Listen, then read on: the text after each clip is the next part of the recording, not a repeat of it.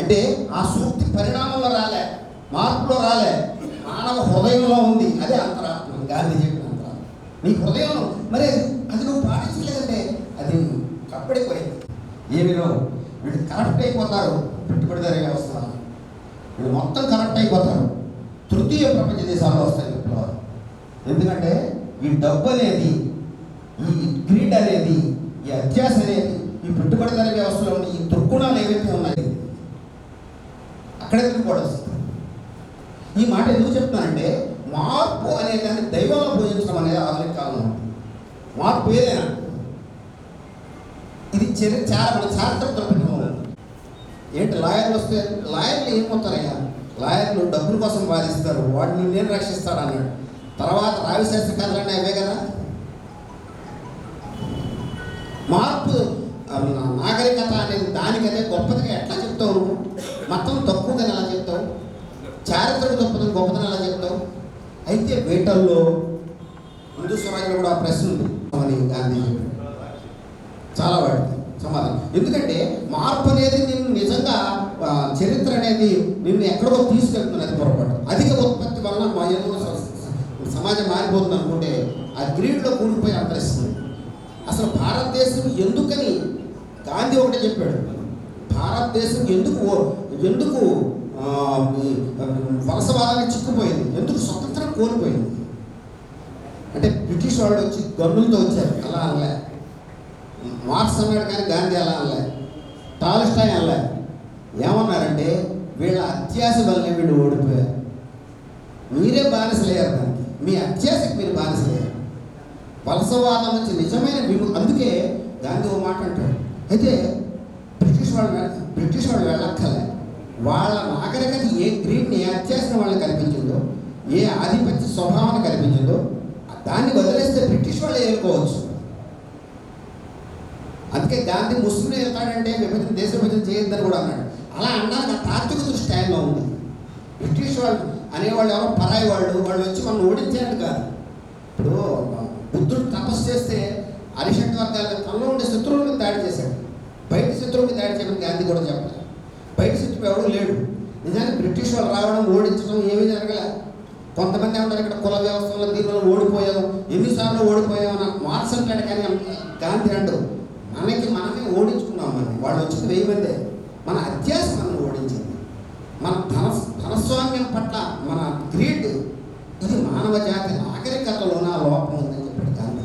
ఇది ఒక దేశంలోనో స్థలంలోనూ లేదు. ఈ నాగరికత సివిలైజేషన్లో ఉంది. ఇది చాలా ముఖ్యం. అందుకని నిజంగా సనాతనాన్ని అర్థం చేసుకుంది ఆయన. అందుకనే గాంధీ అంటే బ్రాహ్మణులకు ఎప్పుడు పడదు. ఇది మాత్రం చెప్పాలి నేను బ్రాహ్మణ కనుక. చాలా మంది నాకు ఫోన్ చేసి అడుగుతారు గాంధీ గురించి మాట్లాడతాను ఏమంటే. గాంధీ ఎందుకు పడదంటే గాంధీ సనాతన ఎక్కువగా చంపేస్తుంది కూడా బ్రాహ్మలే. ఎందుకు చెప్పేశారు? ఎందుకంటే ఆయన చెప్పినది ఏంటంటే సనాతనానికి నిజమైన అర్థాన్ని ఇచ్చాడు. అది బ్రాహ్మణులకు తెలియదు.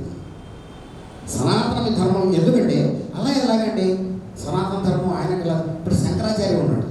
శంకరాచార్య గురించి మీరు శంకర విజయం చదవండి. గాంధీ అది ఒకసారి చెప్తే గాంధీ గురించి కూడా కొంత అర్థం. శంకరాచార్య బతుకున్నప్పుడు బ్రాహ్మణులందరూ ద్వేషించారు. ఆయన తల్లికి తద్దినం పెడతానంటే కర్మ చేస్తానంటే ఎవరు రాలేదు. ఆయన పుస్తకాలు తగలబెట్టినట్టు కూడా ఉంది. ఆయన శిష్యుడు పద్మపాదాచార్యుడు యాత్రకు వెళుతూ శంకరాచార్య గ్రంథానికి రాసిన వ్యాఖ్యానాన్ని తీసుకుని వాళ్ళ మేనమాడు ఇంట్లో ఉంచుతాడు. అతను రిచువలిస్ట్. వాళ్ళ ఇంట్లో ఉంచితే నేను యాత్ర నుంచి వచ్చాక తీసుకుంటానంటే ఇల్లు తగలబెట్టుకుంటాడు. ఆ మేనమాడు ఇల్లు తగలబెట్టిపోయింది, పుస్తకం పోయింది అంటాడు. అంటే అంత ద్వేషం ఉండేది శంకరాచార్య అంటే సనాతన ధర్మం. అందుకని సనాతన ధర్మము అంటే అక్కడ రెడీగా ఎప్పుడు కూడా మళ్ళీ మనం టాల్స్టాయ్ చెప్పినట్టుగా నిజమైన సనాతన విలువలు, అది క్రైస్తవం కానీ ఇస్లాం అన్నీ సనాతన ధర్మమే. మొదలు చెప్పాను నేను, చంద్రశేఖర భారతీ స్వామి గారు కూడా చెప్పాను. విశేషం సామాన్యం అని 2 ఉంటాయి. విశేషం అంటే పర్టికులర్, సామాన్యం అంటే జనరల్ లేదా యూనివర్సల్. ఈ 2 ఉంటాయి. విశేషం అంటే ఏమిటి? పర్టికులర్ అంటే మన దేశంలో ఇక్కడ ఉన్నది హిందూ మతం అంటాము, సనాతన ధర్మం, ఇది క్రైస్తవం, ఇస్లాం, ఏదైనా ఇవన్నీ ఈ మతాల యొక్క సారమంతం ఒకటే. అయితే అక్కడ ఉన్న స్థానాన్ని బట్టి, కాలాన్ని బట్టి అక్కడ దేవుడిని మనిషిగా పూజించవచ్చు, ఇక్కడ జంతువుగా పూజించవచ్చు. రెండు గొప్ప ఎక్కువ ఏమీ లేదు. సైన్స్ ప్రకారం కూడా ఎక్కువ తక్కువ లేదు. అదొక మత విశ్వాసంగా వచ్చింది. సైన్స్ కూడా ఏం చెప్పదు. ఇప్పుడు సైన్స్ కూడా మనిషి ఇక్కడ పుట్టడం చాలా యాదృచ్ఛికం అని చెప్తుంది.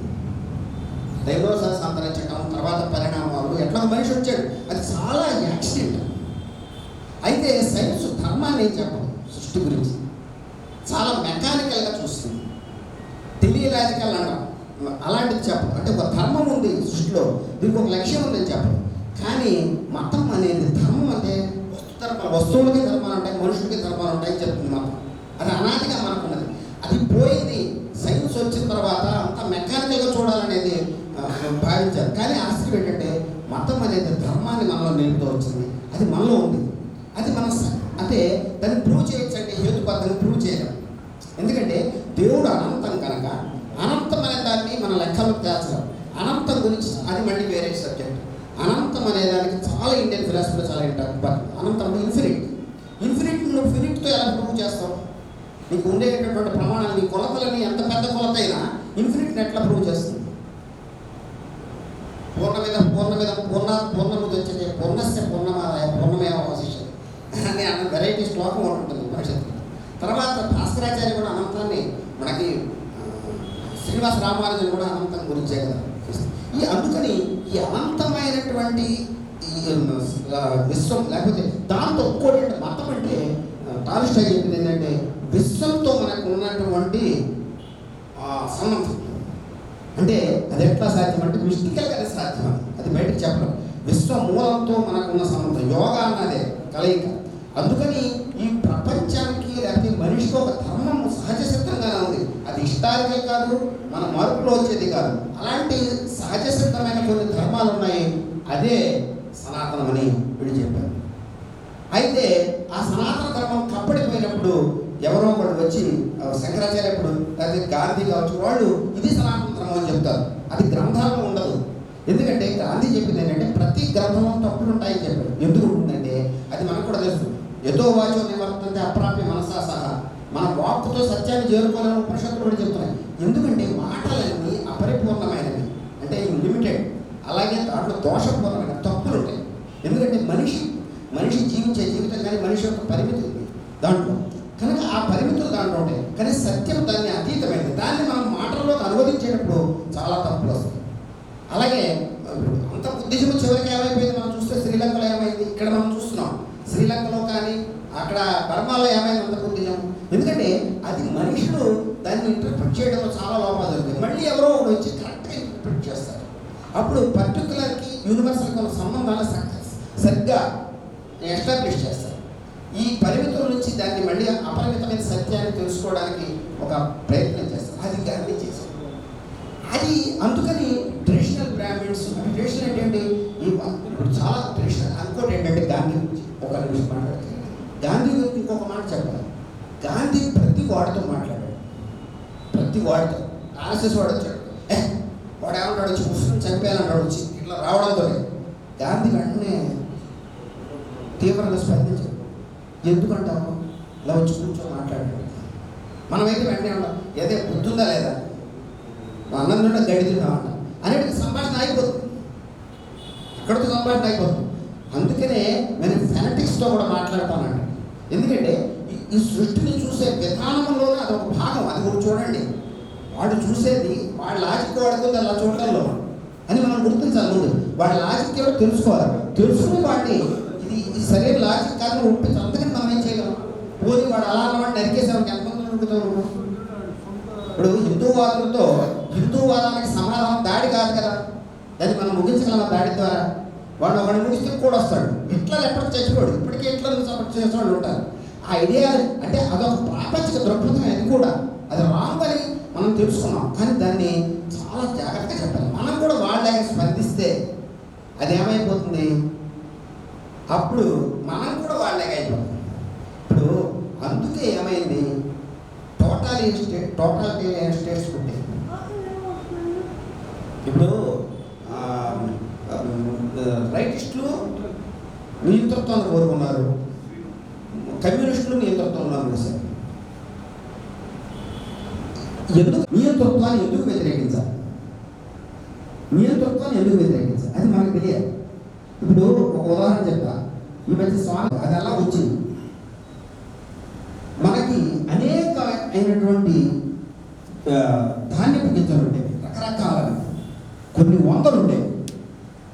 ఎప్పుడైతే ఈ సస్య విప్లవం పేరుతో, జెనెటిక్ ఇంజనీరింగ్ పేరుతో మార్పులు జరిగాయో ఆ రైస్ యొక్క అంటే విశేషాలు నశించి ఒకటే మిగిలింది, ఒకటో రెండే మిగిలింది.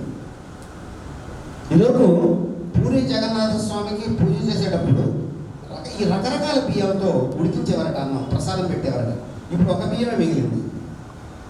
అంతిమంగా వెంటనే నష్టం రాదు, కానీ అంతిమంగా పర్యావరణ పరంగా కానీ అంతిమంగా నష్టం చేకూరుస్తుంది అందరూ ఒప్పుకుంటారు. అంటే నువ్వు దాన్ని ఇవ్వచ్చు.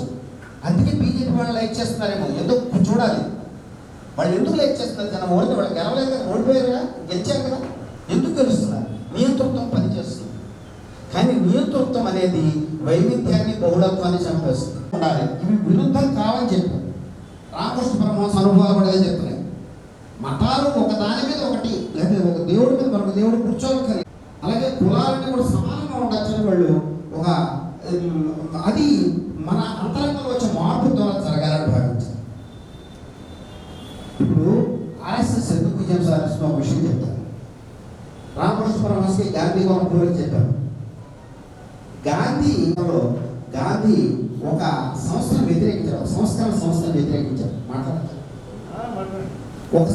కానీ ఈయన ఏమన్నాడు, ఇవన్నీ పక్కన పెట్టండి, ఒక వేదాన్ని మాత్రమే నమ్మండి, విగ్రహారాధన వద్దు, హోమాలు చేయడం ఉంటుంది, శుద్ధి కార్యక్రమం ద్వారా క్రైస్తవంలోకి, ఇస్లాంలోకి, వేరే మతాల్లోకి ఇక్కడ మారిపోయిన వాడిని చేర్చుకోవచ్చు, తద్వారా అందరూ ఆరుగా మారచ్చు అన్నాడు. దీన్ని ఈ శుద్ధి కార్యక్రమం చూస్తే బాగానే ఉంది, కులాలు కూడా వద్దన్నాడు. గాంధీ దీన్ని వ్యతిరేకించారు. ఇదే ఇప్పుడు మన గర్వాపస్, ఆర్ఎస్ఎస్ వాడు తీసుకొచ్చి గర్వాపస్ అందరికీ ఒక రకంగా చేసేయడం.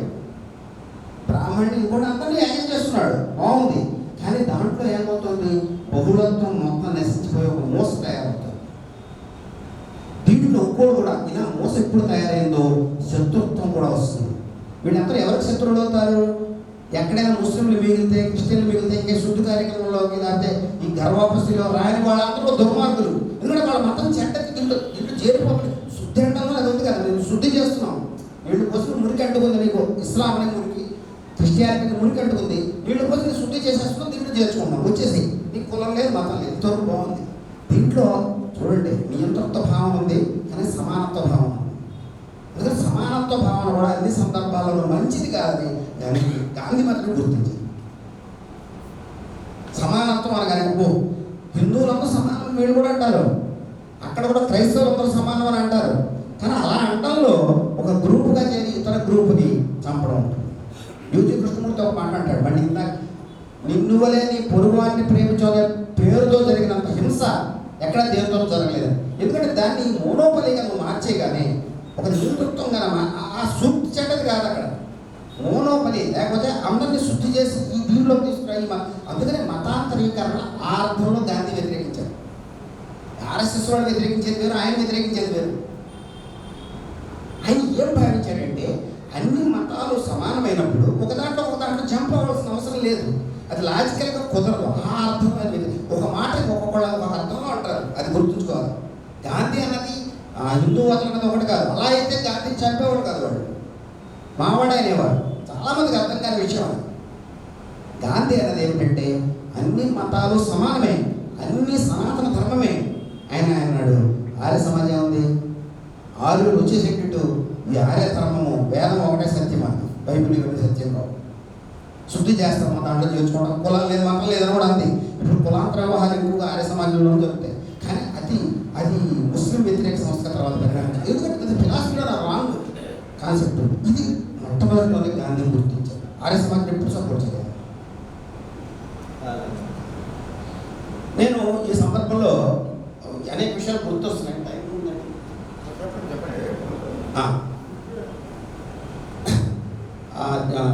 మహబూబ్ బాషా అని ఒక ఆయన ఉన్నారు. ఆయన మంచి వాసన ఒకటి రాశారు, సోషల్ సైంటిస్ట్. అది చాలా చోట్ల చెప్తూ ఉంటారు. ఈ సందర్భంగా నేను చెప్తాను. మనం ఏమనుకుంటాం ఏమనుకుంటామంటే కొందరు మంచివాళ్ళు ఉంటారు, కొందరు చెడ్డవాళ్ళు ఉంటారు, కొందరు ఛాందసులు, కొందరు పురోగమనసులు, కొందరు ప్రోగ్రెసివ్, కొందరు రిగ్రెసివ్. అలా కూడా ఏమి ఉండదు. అది ఆయన వ్యాసంలో నేను గ్రహించింది ఏంటంటే సంస్కర్తలు. ఇప్పుడు నేను చెప్పా ఆర్య సమాజ సంస్కరణ సంస్థ. దాంట్లో కులాలను ఒప్పుకోరు. వాళ్ళు వేదమంత్రాలు చదివేసి వాళ్ళు శుద్ధి చేసేస్తే వాడు నువ్వే బ్రాహ్మణుడు అయిపోవచ్చు అంటారు. జంతువు అందరికీ వేస్తారు. ఇప్పుడు మూఢ విశ్వాసాల మీద సంస్కర్తలు జెండా అప్పట్లో తిరుగుబాటు చేస్తారు. మూఢ విశ్వాసాలు అంటే ఏమిటి? స్త్రీని మళ్ళీ పెళ్లి చేసుకోవచ్చు, అట్లాగే బాల్య వివాహాలు వద్దు, ఇట్లాంటివి మొదలుపెట్టినప్పుడు వాళ్ళు ఏమని చెప్పారంటే, ఈ సంస్కర్తలు, బ్రాహ్మణ సంస్కర్తలు ఏమని చెప్పారంటే, ఇవన్నీ కూడా ఈ ఆచారాలు అంటే దురాచారాలు, లేకపోతే మూర్ఖాచారాలు, లేకపోతే బాల్య వివాహాలు, లేకపోతే మీరు తిడుతున్నవన్నీ ఇవన్నీ కూడా ఇస్లాం తీసుకొచ్చింది, మన సమాజంలో ఇవి లేవని చెప్పారు. ఇవి ముస్లింల కాలంలో వచ్చాయి. ఎందుకు వచ్చాయంటే ముస్లింలకి భయపడి వీడు చిన్నతనంలో పెళ్లి చేసేస్తే అమ్మాయిని ఎత్తికెళ్ళరు అని పెళ్లి చేసేవారు. మంగళసూత్రం అంటే ముస్లింలు దండం పెట్టి వెళ్ళిపోయేవారు. అందుకని ముస్లింలు అత్యాచారాలు చేస్తారు, ముస్లింలు దాడులు చేస్తారు కదా. ఆ రక్షణ కోసమని బాల్య వివాహాలు వచ్చాయి, సతీసాగం వచ్చింది. ఇవన్నీ కూడా దానిలో భాగంగా వచ్చాయి. ఇక్కడ రెండు ఉన్నాయి. ఒకటి, వాళ్ళు మంచి విషయాలు చెప్తున్నారు, బాల్య వివాహాలు చెడ్డవి వద్దంటారు, అది బాగుంది. విధవ వివాహం చేసుకోమంటున్నారు, బాగుంది. కానీ వీటన్నిటికీ వాళ్ళు చెప్తున్న కారణం ఏంటి? పూచి వాళ్ళు చూపిస్తుంది ఏంటి?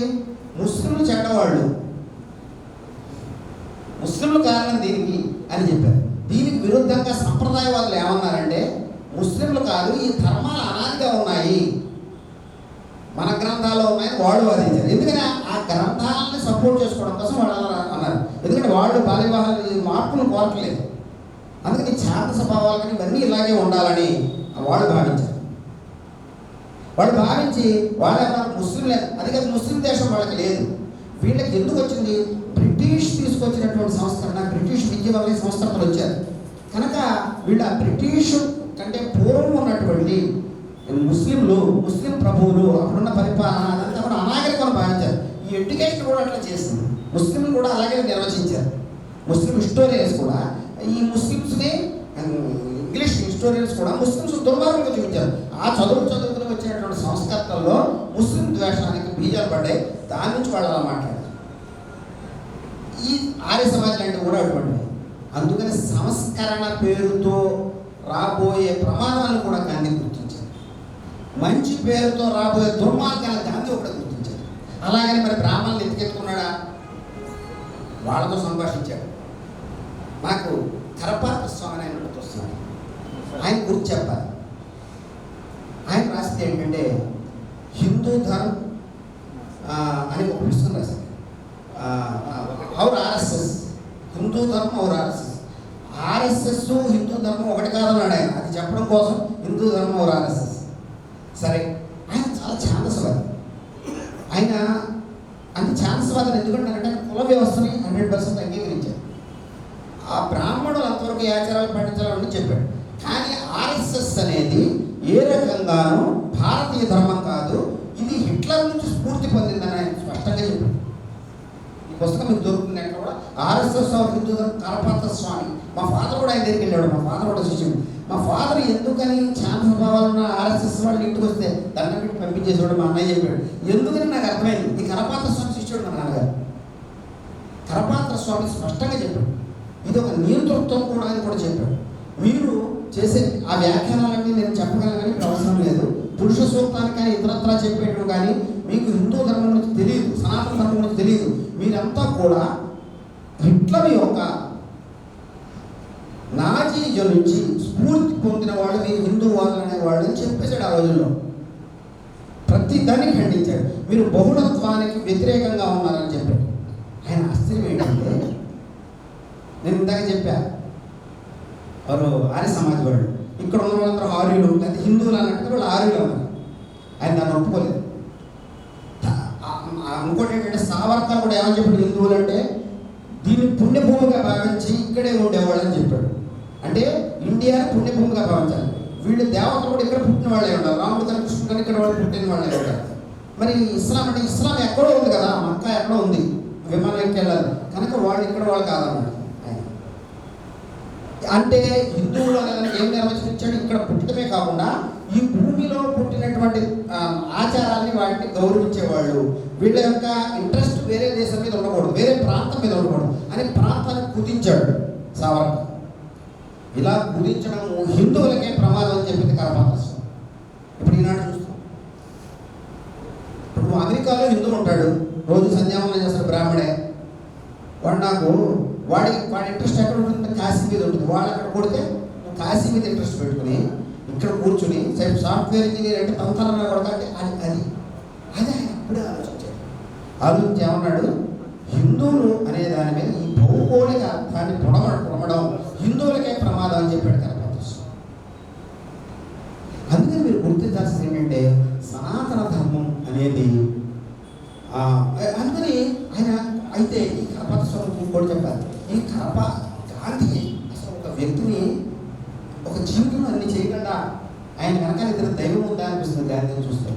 ఆయన అందరితో సంభాషించాడు. ఈ కరపాత్ర స్వామితో లెటర్స్ జరిగాయి గాంధీ.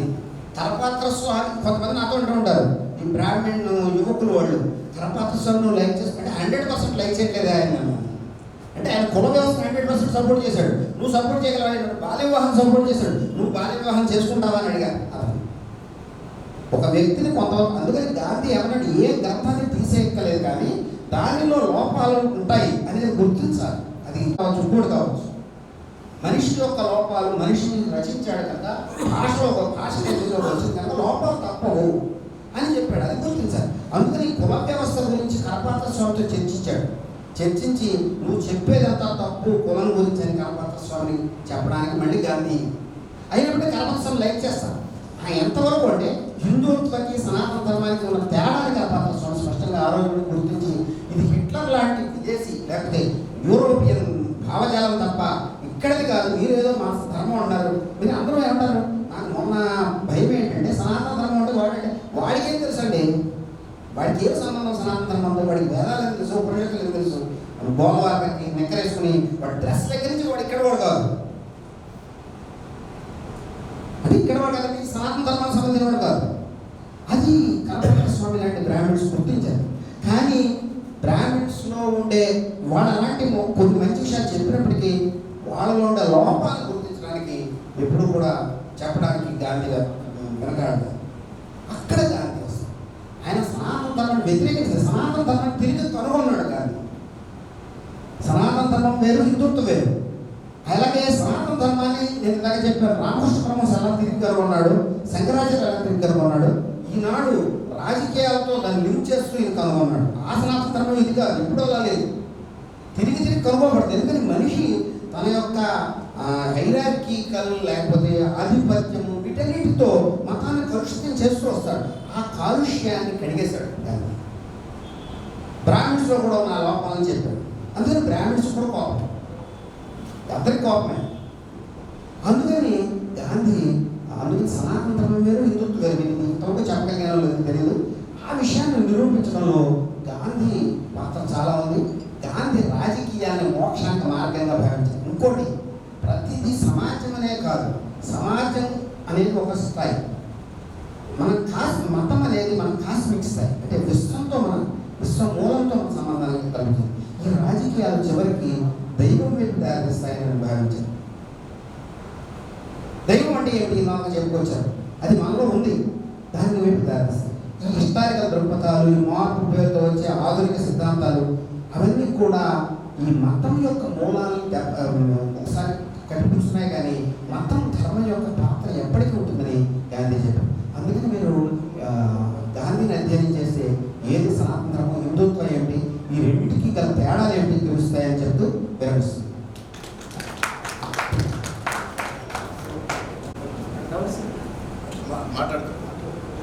చాలా శర్మ గారు చాలా అద్భుతమైన విశేషాలని విశ్లేషించారు.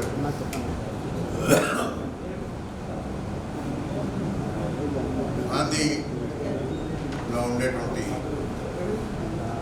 అంశాలని సనాతన ధర్మం సంబంధించి గాంధీకి ఉండేటువంటి నమ్మకాన్ని చాలా వివరంగా చెప్పాడు.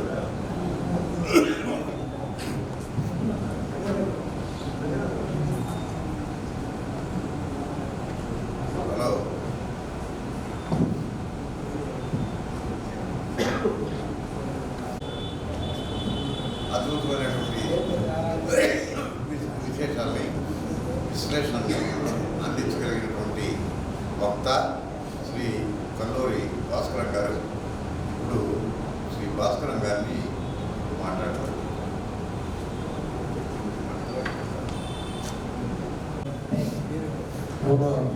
మంత్రివర్యులు, విశిష్ట అతిథి బ్యాంక్ ఆఫీసర్ గారికి, అధ్యక్షుడు సుబ్రహ్మణ్యం గారికి, మిత్రులు రామేశ్వర సంతోషం గారు, వెనుకటువంటి ప్రజలందరికీ నమస్కారం. గాంధీ సనాతనం ఆధునికం అనేటటువంటి విషయం నిజానికి ఈ గంట 2 గంటలు సరిపోదు. సబ్జెక్టు చాలా విస్తృతమైంది, లోతైంది. కొన్ని రోజులు కూడా సరిపోదని నాకు అనిపిస్తుంది. నిజంగా వీలైనంత వరకు సమయాన్ని చూసుకుంటూ నేను చెప్పదలుచుకున్నటువంటి విషయాలు చెప్తాను. ఒకందుకు నేను ఈ అమరావతి ఇన్స్టిట్యూట్ ఆఫ్ సోషల్ సైన్సెస్ని అభినందిస్తున్నాను. దీని వెనుకాల ఉన్నటువంటి మాణిక్యవర ప్రసాద్ గారిని కూడా అభినందిస్తున్నాను. ఏంటంటే నాకు తెలిసి గాంధీయన్ ఫిలాసఫీ మీద, గాంధేయ తత్వం మీద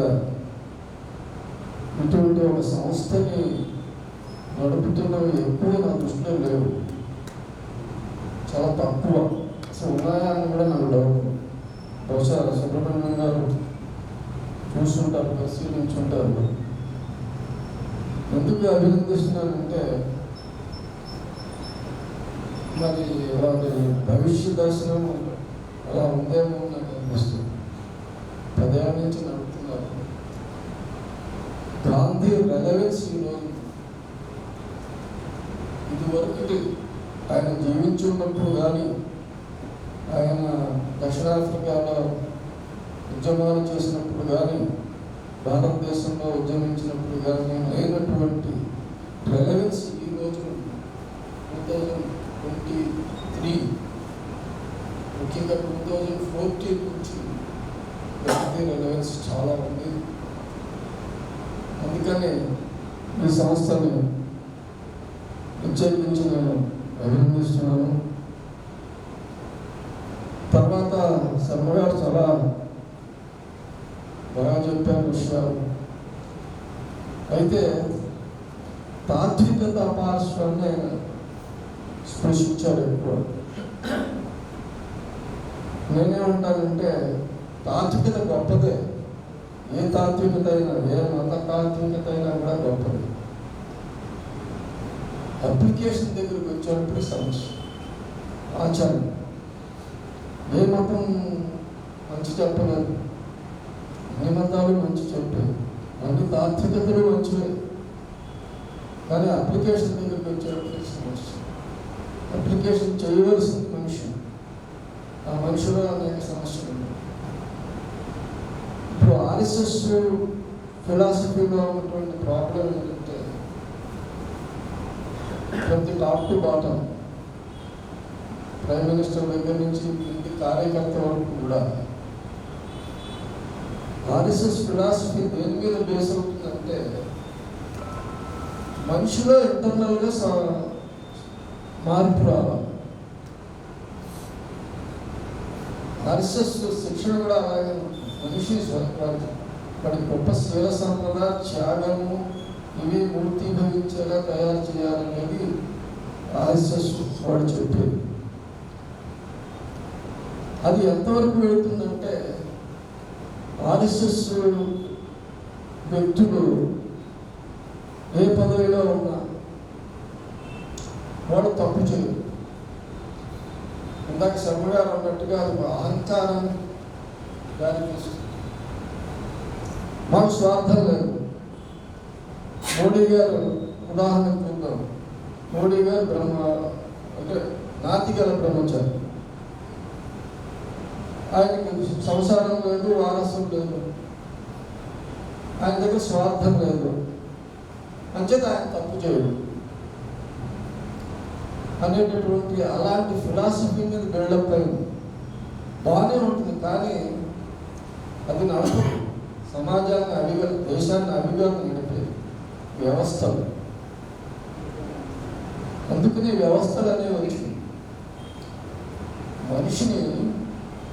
మనిషి మంచితనమో లేదా మనిషి నిజాయితీ, మనిషి త్యాగము లేదా ఇంకొక దాని మీద డిపెండ్ అవ్వడం అనేది కష్టం.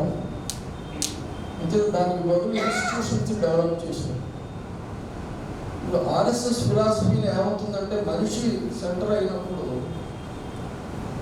వాడు యోగ్యుడై అనుకున్నప్పుడు వాడు ఏం చేసినా మంచిది, వాడు నియంత అయినా మంచిది, మన దేశం కోసం చేస్తున్నాడు. వాడు బహుళత్వాన్ని అనుదొక్కినా కూడా దేశం కోసం చేస్తున్నాడు. అంచేత వాడు ఎందుకని వాడు మంచివాడు. అందుకని దాని పర్యవసానాలు ఇప్పుడు మనం చూస్తున్నాం. ఇన్స్టిట్యూషన్స్ని ఒకదాని వెనక ఒకటి ఎలా పతనం అవుతున్నాయో చూస్తున్నాం. డెమోక్రటిక్ ఇన్స్టిట్యూషన్స్ అన్నిటినీ విచ్చలవిడిగా ఎకనామిక్ డైరెక్టరేట్, సిబిఐ, ఇటువంటి అనేక సంస్థలు. ఎందుకంటే వాళ్ళ ఉద్దేశం ఏంటంటే, అక్కడ మేమేం తప్పు చేయం, మా దగ్గర కరప్షన్ లేదు, మేము ఏం చేసినా దేశం కోసం చేస్తాం అనేటటువంటి ఫిలాసఫీ మీద బిల్డప్ అయినటువంటి ఆర్గనైజేషన్స్ అవి, బీజేపీ కానీ ఆర్ఎస్ఎస్ కానీ. అంచేత ఇన్స్టిట్యూట్ అప్లికేషన్ మన తాత్వికత కానీ ఇంకో సిద్ధాంతం కానీ ఎంత గొప్పైనప్పటికీ అప్లికేషన్ దగ్గరికి వచ్చేటప్పుడు ఇబ్బంది వస్తుంది. అందుకనే ఇన్స్టిట్యూషన్స్ డెవలప్ చేసి కూడా అందుకని దాని మీద స్ట్రెస్ చేయాల్సినటువంటి అవసరం ఉంటుందని నా అభిప్రాయం. ఇంకా మన అవసర విషయానికి వస్తే, ఇప్పుడు నేను మాట్లాడే దానిలో ఏది కూడా ఎగ్జాగరేషన్ లేదు. నేను ఎగ్జాగరేట్ చేసేది చెప్పను, ఫ్యాక్ట్స్ మాత్రమే చెబుతాను. అంచేత నేను ఏది చెప్పినా కూడా గాంధీ గురించి చెప్పినా, ఇంకోటి చెప్పినా ఎగ్జాగరేషన్ గురించి తీసుకోవద్దు. గాంధీ జీవితం ఎలాంటిదంటే తలుపులు లేని జీవితం. గాంధీ లాంటి వ్యక్తి గాంధీ ప్రపంచంలో ఇంకొక ఎక్కడైనా ఉన్నారేమో అని తెలియదు, కానీ భారతదేశానికి సంబంధించి గాంధీ లాంటి వ్యక్తి గాంధీయే. ఆయన తలుపులు లేని జీవితం, ఆయన అంతా బహిరంగం. ఆయన ప్రజల మధ్య జీవించాడు, ప్రజల మధ్యలోనే మరణించాడు. అది గాంధీ యొక్క గొప్పతనాల్లో. తర్వాత మనం సనాతనము ఆధునికము అనే దగ్గరికి వచ్చేటప్పటికి ఏది సనాతనం ఏది ఆధునికం మన మధ్య అది భిన్నాభిప్రాయాలు ఉండవచ్చు. కానీ గాంధీ దగ్గరికి వచ్చేప్పటికి మనమంతా ఏకాభిప్రాయం, కూర్చున్న వాళ్ళంతా మనతో సహా. గాంధీ సెంటర్డ్గా మనం చూసినప్పుడు ఒక ఏకాభిప్రాయానికి రావచ్చు. కొన్ని విషయాల్లో భిన్నాభిప్రాయాలు ఉండవచ్చు. అలాగే గాంధీ కూడా యూనిఫైయింగ్ ఫ్యాక్టర్. గాంధీ కాంట్రిబ్యూషన్ మెయిన్గా అది.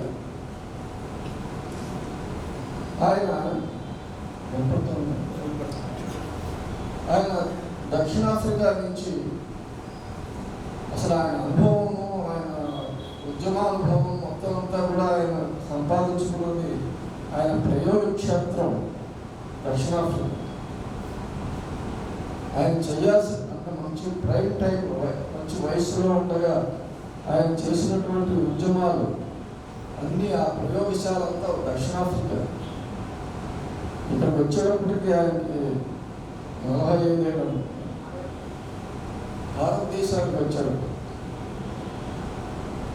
ఆయనకి భారతదేశానికి వచ్చేటప్పుడు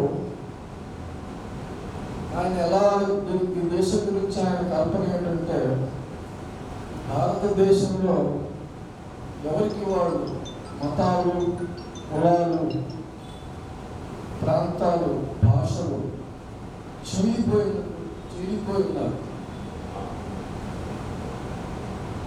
వీళ్ళ మధ్యన ఎటువంటి ఐక్యత లేదు. ఇంకొకటి కూడా రుడ్యార్డ్ కిప్లింగ్ అని పోయిట్ని కోట్ చేసుకుంటూ రాజ్మోహన్ గాంధీ మనోడు రాసిన పుస్తకంలో ఇక్కడ ఎవరో ఏమనుకోవద్దు, వ్యవసాయ కులాలు నిద్రాణ స్థితిలో భారతదేశం గాంధీ ఊహలో అనేక విధాలుగా దేశం చీలిపోయింది. మతాలు భాషలు కూడా బ్యాక్ బోన్, దేశానికి బ్యాక్ బోన్ అయినటువంటి వ్యవసాయ కులాలు నిద్రాణ స్థితిలో వీళ్ళందరినీ యూనిఫై చేయడమే తన కర్తవ్యం అనుకుని ఆయన భారతదేశంలో అడుగుపెట్టి 1915 అంటే ఏమిటన్నమాట, దేశాన్ని ఐక్యం చేయడం. గాంధీకి ముందు ఎవరూ లేరు. దేశాన్ని ఐక్యపరచేటువంటి లక్ష్యంతో పనిచేసినటువంటి వాళ్ళు లేరు. అంటే గాంధీకి ముందు అంత దేశం కూడా లేదు. బుద్ధుడు చేయలేకపోయాడు. బుద్ధుడు ఆయన ఎంతవరకు వెళ్ళగలిగాడు. దేవుళ్ళు చేయలేకపోయాడు. రాముడు కృష్ణుడు ఎంతవరకు వచ్చారు. ఆధునిక కాలం దగ్గరికి వచ్చేసరికి గాంధీ అనేటటువంటి ఏకైక వ్యక్తి తెగిపోయి ఉన్నటువంటి దారాన్ని కలిపాడు.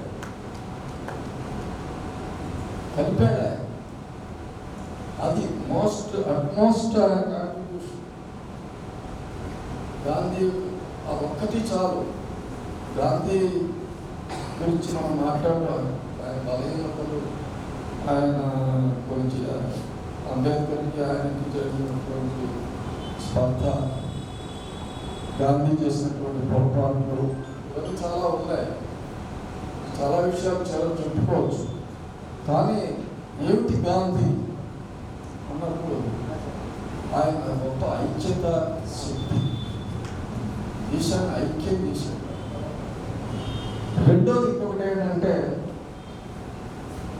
ఇది ఈ రోజున జరుగుతున్నది ఆయన సంఘటితం చేస్తే ఈ రోజున విఘటన జరుగుతుంది.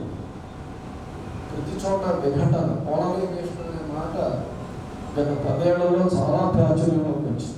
పోలరైజేషన్ ఎక్కడికెక్కడ జనాన్ని విడగొట్టి గ్రూపుల కింద మార్చి ఎవ్రీవేర్ స్టేట్స్ మధ్యన కూడా నాకు చాలా ఆశ్చర్యం వేస్తుంది. నేను 40 ఏళ్ళు మీడియాలో ఉన్నాను. నేను ఎప్పుడు చూడనటువంటి జరుగుతుంది. స్టేట్స్ ఉదాహరణ చెప్తాను. ఒక స్టేట్లో కాంగ్రెస్ గవర్నమెంట్లో ఉన్నప్పుడు, ఇంకో స్టేట్లో జనతాలో లేదా బీజేపీ ఏది గవర్నమెంట్లో ఉన్నప్పటికీ పొలిటికల్గా పార్టీస్ పరంగా అభిప్రాయ భేదాలు ఉండొచ్చు. Government to government, Rajasekhara Reddy గారు ముఖ్యమంత్రిగా ఉన్నప్పుడు గుజరాత్ దానికి సంబంధించినటువంటి ఈ రైట్స్కి సంబంధించిన నిందితులు కేసు నాకు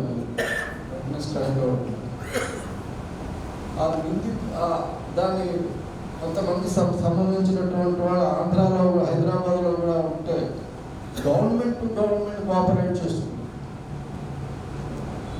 కానీ ఈ మధ్య డెవలప్మెంట్ చూసే ఉంటారు. గవర్నమెంట్ల మధ్యన కూడా సపోజ్ ఉదాహరణకి హర్యానా, బీహార్, మహారాష్ట్ర గవర్నమెంట్ల మధ్యన విభేదం ఈ కేసులకు సంబంధించి. అంచేత ఎవ్రీవేర్ పోలరైజేషన్, మతాల మధ్య భాషలు, ప్రాంతాలు, సౌత్ నార్త్, వీటన్నిటి మధ్యన డివిజన్స్ వస్తున్నాయి. అంటే గాంధీ ఏదైతే చేశాడో, ఆయన ఏదైతే సంఘటిత పరిచాడో దాని విఘటన జరుగుతుంది. ఇది ఈ రోజున అందుకని గాంధీ రెలవెన్స్ స్థాపించినటువంటి సందర్భం. రెండోది ఏంటంటే, గాంధీ భావజాల పరంగా తేడాలు ఉన్నప్పటికీ అందరినీ కలుపుకున్నాడు. మీకు ఉదాహరణకి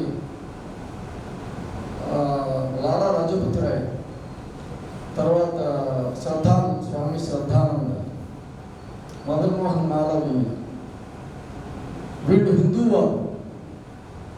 హిందూ ప్రయోజనాల కోసం అప్పట్లో గాంధీ గారి టైంలో కృషి చేస్తూ వచ్చినటువంటి వాడు. గాంధీ వాళ్ళ దగ్గరికి తీశాడు, వాళ్ళతో ఇంటరాక్ట్ అవ్వగలిగాడు.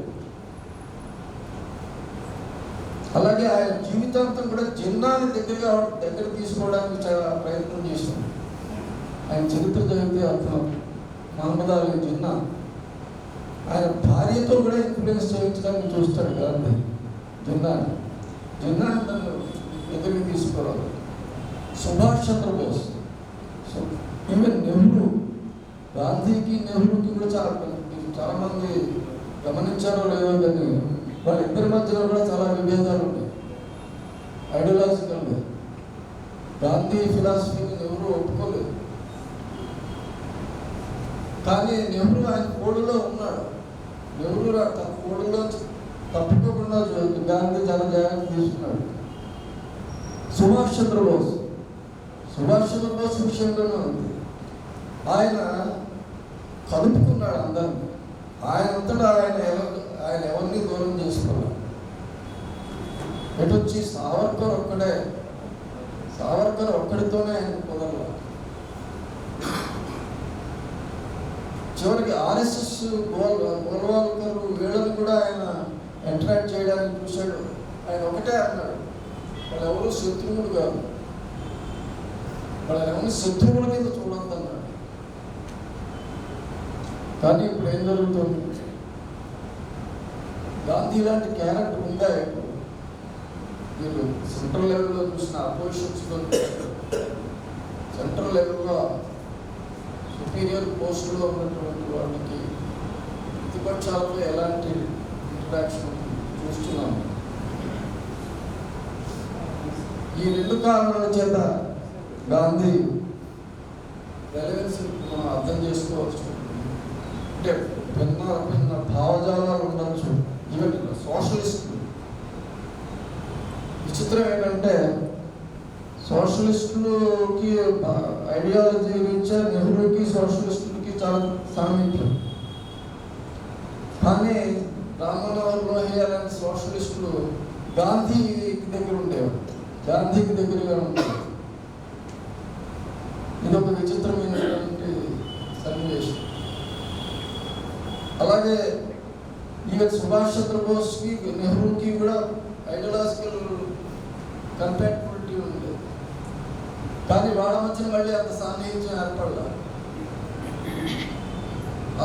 ఎందుకు చెప్తున్నానంటే గాంధీ సెంట్రల్ పాయింట్ కింద ఆయన ఉన్నాడు. భారతదేశం ఎంతో బాహుళ్యము వైవిధ్యవంతమైనటువంటి భారతదేశంలో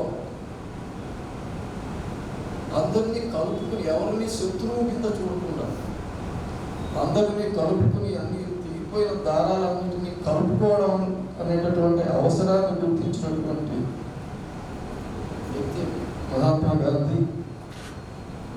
ఈ రెండు అవసరాలు ఈనాడు ఈ ఓటును మనం ఈరోజు చాలా స్పష్టంగా చూస్తున్నాం. అంచేత మహాత్మా గాంధీని మళ్ళీ స్మరించుకోవాల్సినటువంటి సమయం ఇది. బహుశా 2024 దగ్గర టైంకి వచ్చేటప్పటికి మనం ఇలా మాట్లాడుకునేటటువంటి అవకాశం కూడా ఉంటుందా అని నాకు సందేహం. ఉంటే మటుకు అప్పుడు కూడా మనం గాంధీ గారి గురించి గుర్తు చేసుకుంటూ ఉండవలసి వస్తుందని నేను అభిప్రాయపడుతున్నాను. తర్వాత ఈ సనాతనము ఆధునికము అనేటటువంటి విషయానికి వస్తే నేను రాస్తే కానీ నాకు రాయడం అలవాటు కనుక నేను రాసుకొచ్చాను. పాయింట్స్ వైజ్గా చదవడానికి ప్రయత్నిస్తాను. గాంధీ సనాతనం ఆధునికం దగ్గరికి వస్తుంది. గాంధీ అస్పృశ్యత పాటించే కుటుంబంలో పుట్టాడు. అందులో ఏమాత్రం సందేహం లేదు. అస్పృశ్యను తాకితే స్నానం చేయాల్సి వచ్చే పరిస్థితి ఉండేది. ఇంట్లో నిర్బంధం. ఆ స్నానం చేసేదానికి చిన్నపిల్లప్పుడు స్నానం అంటే భయపడేది కదా, చికాకు పడతారు. అంచేత ఒక ముస్లింను తాకితే చాలానేవాడు. అంటే ఒక అస్పృశ్యుని తాకితే వచ్చినటువంటి మహిళ ముస్లింను తాకితే పోతుంది అన్నట్టుగా ఇటువంటి పరిస్థితి ఉండేది. చిన్నప్పుడే ఆయన గాంధీ దీని మీద తిరుగుబాటు చేశారు. ఎందుకు చేయాలి? అప్పటి నుంచి ఆయన ఒకటి నిర్ణయించుకున్నాడు, నేను వీలైనంత మంది ముస్లిమ్స్తో నేను స్నేహం చేస్తాను. ఆయన అలాగే చేశాడు. మెహతాబ్ అనేటటువంటి ముస్లిం ఆయన చాలా దగ్గర మిత్రుడు. అలాగా ఆయన ముస్లింలతో స్నేహం చేశాడు. లండన్లో చదువుకునేటప్పుడు క్రైస్తవులతో స్నేహం చేశాడు. క్రైస్తవ చర్చికి వెళ్ళేవాడు. ఆయన చర్చిలో జరిగేటటువంటి ప్రసంగాలు వింటూ ఉండేవాడు. క్రైస్తవ గ్రంథాలు చదివేవాడు. ఆ క్రైస్తవ మత ఆచార్యులతో ఆయన చర్చలు అవి చేసేవాడు. తర్వాత దక్షిణాఫ్రికాకి ఆయన వెళ్ళినప్పుడు కూడా ఒక ముస్లిం వ్యాపారి తరఫున ఆయన కేసు వాదించడానికి ఆయన వెళ్ళాడు. అక్కడ మళ్ళీ దక్షిణాఫ్రికాలో ఆయన ఉద్యమాలు చేసినప్పుడు కూడా ఆయన ముస్లిమ్స్ని, క్రైస్తవుల్ని అందరినీ కలుపుకుని చేశాడు. అలాగా ఆయన మొదటి నుంచి కూడా అంటే బయటికి ప్రవహించడం అన్నమాట. ఆయన జీవితం అంతా ఏం చేశాడంటే 4 గోడల జీవితం నుంచి బయటికి విస్తరించి బయట మతాల్లో, బయట ప్రాంతాల్లో ఆయన భారతదేశానికి వచ్చేటప్పుడు కూడా అదే అంటాడు, భారతదేశం మొత్తం నా ఇల్లు అంటాడు. నేను ఏదో గుజరాతీను నా ఇంటికి నేను రావట్లేదు, భారతదేశం మొత్తాన్ని నా ఇంటి కింద చేసుకోవడానికి వస్తుంది. అలా గాంధీలో టాప్ టు బాటం మనం చూస్తే విస్తరణ స్వభావం, వ్యాపించేటటువంటి గుణం, ఇది ఆయన. ఇది అప్పటికి మరి ఆయన ఉన్నది సనాతన సమాజమే. సనాతనం గురించి తాత్వికంగా శర్మగారు చెప్పింది దాంతో ఏకీభవించవచ్చు, కానీ ప్రాక్టికల్ సైడ్ ఏంటి? ఆయన అప్పటికి చాలా స్తబ్దుగా ఉన్నటువంటి సమాజం, సనాతన సమాజం అనేది. దానికి ఎంత గొప్ప తాత్వికమైన నేపథ్యం ఉన్నప్పటికీ కూడా చాలా స్తబ్దుగా, ఉదాసీనంగా ఉన్నటువంటి సమాజం, అంటే ఎదగడానికి వీలు లేనటువంటి సమాజం. అటువంటి సమాజం నుంచి ఆయన బయటికి వచ్చాడు. ఎక్కడికి వచ్చాడు? ఆయన నెమ్మదిగా ఆయన అడుగులు ఎటువైపు పడ్డాయి, ఆ ఇరుకులో నుంచి వైశాల్యంలోకి పడ్డాయి. అంటే ప్రజాస్వామ్యం వైపు వచ్చాడు. ఇది మనం గుర్తించవలసినటువంటి విషయం. ప్రజాస్వామ్యం వైపు రావడం అంటే రాజ్యాంగం వైపు రావడం అని మనం గుర్తుపెట్టుకోవాల్సినటువంటి. ఆయన మనం గాంధీ ఎవరితో పోరాడారంటే మనం బ్రిటిష్ వాళ్ళతో పోరాడారని మనం అనుకుంటాం. కానీ ఆయన బ్రిటిష్ వాళ్ళతో కన్నా ఆయన ఎక్కువ ప్రతిఘటనను ఎదుర్కొన్నది సనాతనవాదులు. ఆయన జీవితం అంతా కూడా సనాతనవాదుల నుంచి చాలా ఇబ్బందులు ఎదుర్కొన్నారు. ఉదాహరణకి ఆయన ఇంగ్లాండ్ వెళ్ళి చదువుకోవడానికి ఆయన కులానికి చెందినటువంటి సనాతనవాదులు చాలా అభ్యంతరం చెప్పారు. మన ఆచారాలు అవి సముద్రం దాటి వెళ్ళడానికి వీల్లేదని చెప్పి నిషేధిస్తున్నాయి, అంచేత నువ్వు వెళ్ళడానికి వీల్లేదు. కానీ గాంధీ ధిక్కరించి వెళ్ళాడు. దాంతో వాళ్ళు చాలా పనిష్ చేశారు ఆయనకి. ఆయన కులం వాళ్ళు ఎవరు కూడా ఆయనకి డబ్బు ఇవ్వకుండా వాళ్ళని నిరోధించారు. చివరికి వాళ్ళ కుటుంబ సభ్యుల్లోనే ఒకళ్ళు ఆయనకి బంధువులు ఆర్థిక సహాయం చేస్తే వాళ్ళని వెలివేశారు. వెలివేసిన తర్వాత ఆయన ఇంగ్లాండ్ నుంచి వచ్చిన తర్వాత ప్రాయశ్చిత్తం చేసుకోవాల్సి వచ్చింది. ఆయన కుటుంబం, ఆయన బంధువులు ఈయన ఇంగ్లాండ్ వెళ్ళినందువల్ల చాలా సఫర్ అయ్యారు దేశంలో. అంటే ఆయన ఇంగ్లాండ్ వెళ్ళి చదువుకోవడం కోసం ఆయన బంధువులు ఇబ్బందులు పడాల్సి వచ్చింది. ఇది ఆ తర్వాత ప్రాయశ్చిత్తం చేసుకున్నాడు తిరిగి వచ్చిన తర్వాత. ఆ తర్వాత అస్పృశ్యత ఉద్యమంలో ఆయన సనాతనవాదుల నుంచి ఎదుర్కొన్నటువంటి ప్రతిఘటన కానీ, వ్యతిరేకత కానీ, ద్వేషం కానీ చెప్పరానటువంటిది. ఆయన సనాతనవాదుల వైపు నుంచి ఆయన హత్యా ప్రయత్నాలు జరిగాయి. ఇవన్నీ రాజమోహన్ గాంధీ, ఆయన మోహన్ దాస్ అనేటటువంటి ఆయన ఒక పరిశోధనాత్మక గాంధీ జీవిత చరిత్రలో ఈ విశేషాలన్నీ ఆయన రాస్తాడు. ఉదాహరణకి సనాతనవాదులు ఒక్కోసారి హింసకు దిగేవారు. బెనారస్లో గాంధీ చిత్రపటాన్ని దగ్ధం చేశారు. కరాచీలో గాంధీ మీద గొడ్డలతో దాడి చేయబోయిన ఒక హిందువుని ఇబ్బందుల్లోకి తీసుకున్నారు. పూరిలో జగన్నాథ ఆలయం వద్ద గాంధీని దుర్భాషలాడారు. బీహార్లో జసిది అనే రైలు స్టేషన్లో ఆయన రైలు దిగి వస్తుంటే సనాతనవాదులు ఆయన మీద దాడి చేయబోయారు. ఆయన కారు మీద కర్రలతో బాధారు. అలాగే ఆయన దండి సత్యాగ్రహం చేపట్టినప్పుడు కూడా ఆ సత్యాగ్రహంలో ఆయన పెట్టుకున్న ఎజెండాలో ఒక భాగం ఏంటంటే అస్పృశ్యతని నిర్మూలన ఉద్యమాన్ని కూడా సైమల్టేనియస్గా దండి సత్యాగ్రహంలో ఉప్పు సత్యాగ్రహం పేరుతో ఆయన చాలా కాలినడకన చాలా యాత్ర చేశాడు. దండి యాత్ర అనేది చాలా ప్రసిద్ధమైంది. ఆ యాత్ర సందర్భంలో ఆయన ఆగిన ప్రతి ఊళ్ళోనూ అస్పృశ్యతని నిర్మూలించడం కోసమని ఆ ఎజెండాని అమలు చేయడానికి చూశాడు. అక్కడ సనాతనవాదుల నుంచి చాలా ప్రతిభటన వచ్చింది. అది కూడా భరించాడు ఆయన. తర్వాత ఆయనకి ఒకసారి గాంధీ గారి ఒక చోట ఆయన సన్మాన అభినందన కార్యక్రమం ఏర్పాటు చేశారు.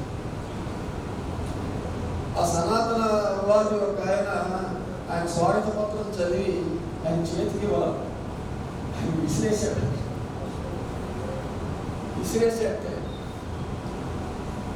ఇది అలాగే ఒకసారి ఆయన ఆశ్రమంలో ఒక లేఖ కూడా అది నయం చేయలేనటువంటి జబ్బుతో నరకయాతన అవుతుంది. సరే గాంధీ మనసు గుండెరాయి చేసుకుని దానికి విషపు ఇంజక్షన్ ఇచ్చి దానికి విముక్తి కల్పించాలని అనుకుంటున్నాడు. ఆయనే ఆ లేఖతో కాలు పట్టుకుని పైకి తీస్తే ఇంజక్షన్ ఇస్తారు. ఆ ఇంజక్షన్ ఇచ్చినప్పుడు అప్పుడు ఒక జైల్లో మతస్థుడు గాంధీకి ఉత్తరం రాస్తాడు. ఏమనంటే, గాంధీ నువ్వు గోవును చంపావు, అందుకు ప్రతీకారంగా నేను చంపకపోతే జైలుండే కాదు అని బెదిరిస్తాడు. నిజంగా జైలు మతం అనేది అహింసని కదండి చెప్పేది. ప్రిసెప్ట్ అండ్ ప్రాక్టీస్కి ఎంత తేడా ఉంది.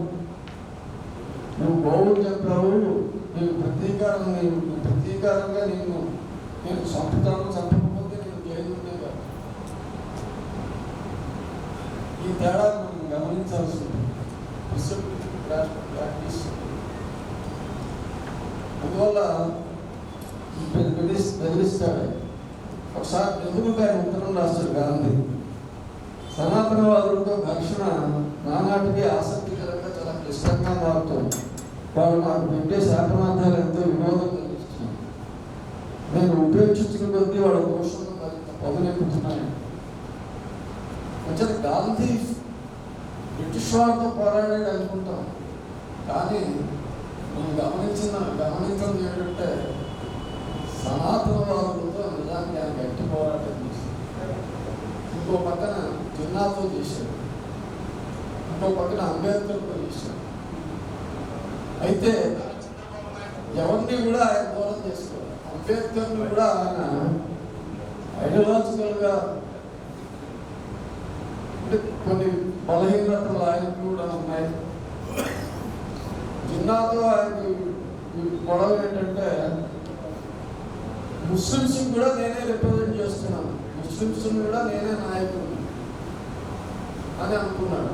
అంబేద్కర్తో సమస్య ఏంటంటే నేను దళితులకు కూడా నేనే నాయకుడు. ఇది గాంధీ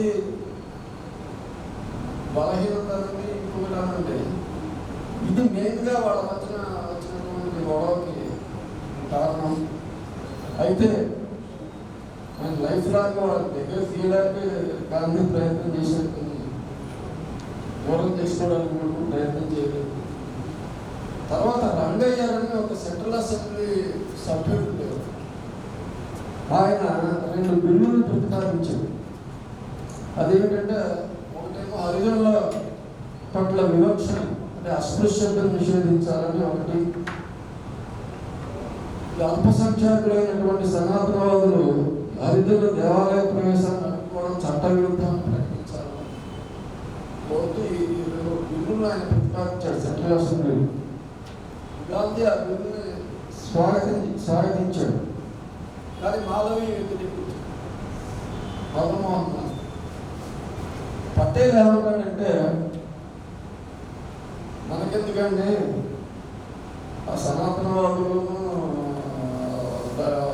దళితులు వాళ్ళని కొట్టుకోనివ్వండి, మనకెందుకు వాళ్ళ లోకెందుకు అని పటేల్ సలహా. అప్పుడు గాంధీ దాన్ని ఒప్పుకోలేదు. అది చివరికి సనాతనవాదుల వచ్చి కావచ్చు ఆయన రంగయ్య బిల్లులు ఉపసంహరించుకోవాల్సి వచ్చింది. ఇదంతా ఎందుకు చెప్తున్నానంటే సనాతనవాదులు సనాతన తత్వం సభ్యులు చెప్పినట్టుగా రామకృష్ణ పరమహంసని గురించి చాలా విశేషాలు చెప్పారు, గొప్పవే. కానీ చివరికి ఎక్కడికి వచ్చింది వాళ్ళ సనాతన తత్వం మారడానికి ఏమాత్రము ఒప్పుకోలేదు. గాంధీని ద్వేషించారు, చంపడానికి చూశారు, కొట్టడానికి చూశారు. ఇంత చేసినట్టు చివరికి హరిజనుల పట్ల వివక్షని అస్పృశ్యతని నిర్మూలించాలి అనేటటువంటి ఉద్దేశంతో బిల్లుల్ని వ్యతిరేకించారు. పైగా వాళ్ళ అల్పసంఖ్యాకులు అంటారు. వాళ్ళ ఒత్తిడి అల్పసంఖ్యాకులైనప్పటికీ వాళ్ళ ఒత్తిడి ఎలాంటిదంటే బిల్లులు ఉపసంహరించుకోవాల్సి వచ్చింది రంగయ్య. ఇది ఒక ఫ్యాక్టర్. తర్వాత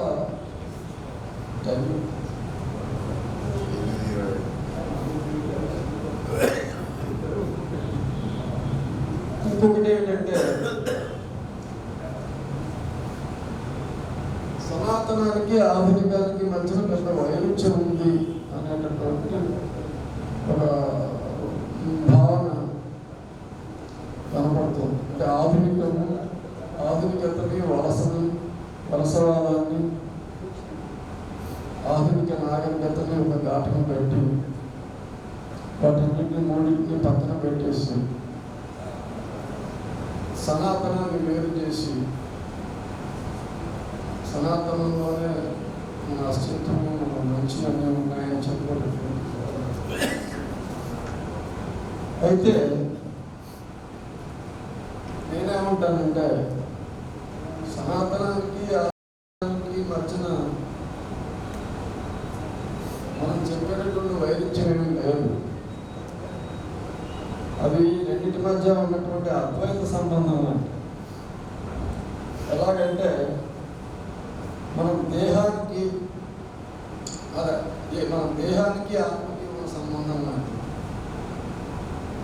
సనాతనానికి ఆధునికతకి ఉన్న సంబంధం.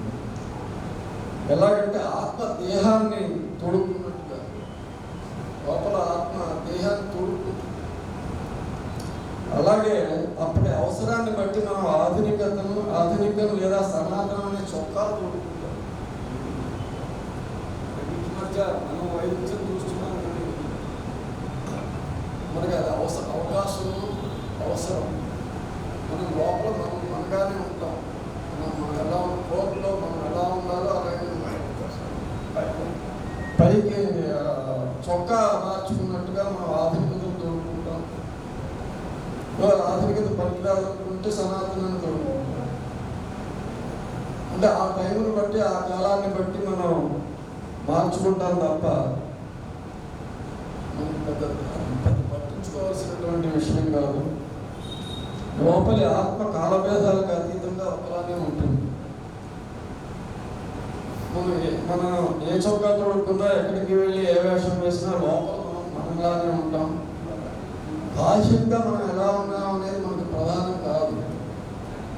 ఆధునిక శాస్త్ర సాంకేతిక సాధనాలను మనం నిస్సంకోచంగా వాడుతాం. మరి ఆధునికతను మనం తీసిపారేస్తామే. కానీ మనం ఆధునిక శాస్త్ర సాంకేతికతను మటుకు నిస్సంకోచంగా వాడుతున్నాం. ఆధునిక శాస్త్ర సాంకేతిక విద్యలను అభ్యసిస్తాం, ఉద్యోగాలు చేస్తాం. మనం సాఫ్ట్వేర్ ఉద్యోగాలు చేస్తాం, ఇండియన్ సైంటిఫిక్ ఇన్స్టిట్యూట్లో ఉద్యోగాలు చేస్తాం, అన్నీ చేస్తాం. కానీ మనం వ్యతిరేకిస్తాం. అంటే ఇది ఏంటంటే మన అవకాశాలు. మనం లోపల మనంగానే ఉంటాం. ఇవన్నీ చొక్కాలు మార్చుకున్నట్టుగా మార్చుకుంటాం అవసరాన్ని బట్టి. ఎలాగంటే సముద్రపు కెరటాలు సముద్ర గర్భాన్ని ప్రభావితం ఎలా చేయవో అలాగే బాహ్యంగా మనం వేసేవన్నీ కూడా కోర్ని మనం ఎలాంటి ఇన్ఫ్లుయెన్స్ చేయము అనేది ఒక ముఖ్యమైనటువంటి పాయింట్. తర్వాత వలసల్ని ఆధునికతని కొన్ని వ్యాఖ్యలు అంటుపెట్టుకున్న మాట వాస్తవం. వలసవాదం ఉంది. వలసవాదంతో మనం చాలా ఇందాక స్వామినాథన్ ఉదాహరణలో చెప్పారు. నిజమే, పర్యావరణానికి చాలా ఇబ్బంది కలిగింది. బియ్యం వ్రతాలు తగ్గిపోయాయి. ఇదివరకు వెరైటీస్ ఉండేవి కానీ తగ్గిపోయాయి. దాన్ని మనం ఏం చేస్తాం? మనం ఎప్పుడోది ఇందిరాగాంధీ టైంలో హరిత విప్లవం 60s 70s మరి ఆ క్షణానికి వెళ్ళిగానే మనం ఆలోచించాల్సింది. అప్పుడు ఇండియా